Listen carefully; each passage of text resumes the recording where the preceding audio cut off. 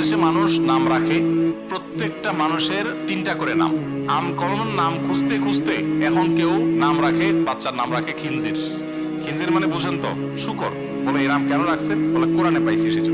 কোরআনে এই শব্দ আছে, কিন্তু এখন কোরআনে আল্লাহ খানাজির বলেছেন, আপনি ওটা দেখে নাম রেখে দিচ্ছেন। কোরআনে তো আল্লাহ তাআলা কালবের কথা বলেছেন, কালব মানে কুকুর, তাই বলে সন্তান নাম রাখবেন নাকি? তো এই ক্ষেত্রে আমাদের অনেক ভাইরা, অনেক বোনেরা ভুল করেন, কমপক্ষে কারো কারো আরো বেশি আছে। নাম রাখবেন একটা, কিন্তু নাম রাখে 3টা বা 4টা।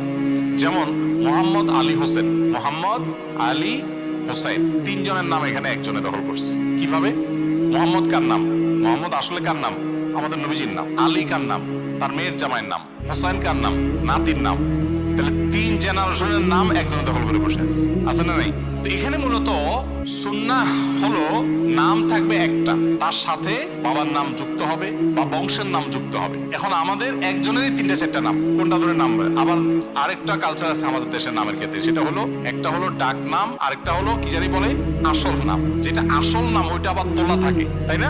আসলটা আবার তোলা থাকে না? বলে নাম হলো, ডাক নাম হলো টল্টু, আর আসল নাম হলো আব্দুল্লাহ। যেটা আসল নাম ওইটা জীবনে ডাকে না, ওটা আসল কেমনে হলো? যেটা আসল নাম সেটা তো ঘন ঘন টাকা দরকার, সবসময় টাকা দরকার। ভালো অর্থবহ নামগুলোকে তোলা রেখে দেয়, আর টল্টু বল্টু এই সমস্ত নামগুলো ডাকে। খুবই দুর্ভাগ্যজনক এক ভুল। অতএব নাম রাখার ক্ষেত্রে আমরা এই জিনিসগুলো করবো না।